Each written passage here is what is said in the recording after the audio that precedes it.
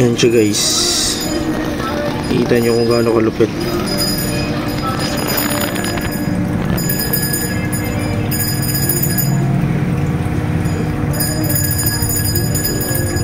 Tangina mo Chico, huwag kang tatahol-tahol dyan pag to na laglag tong aquarium ko ah. Yun oh. Uy, taas ka, angat ka, angat. Wala, hindi niya ma-flex ng todo yung ano niya, yung fins niya sa baba. Sa kira mo, putok-batok.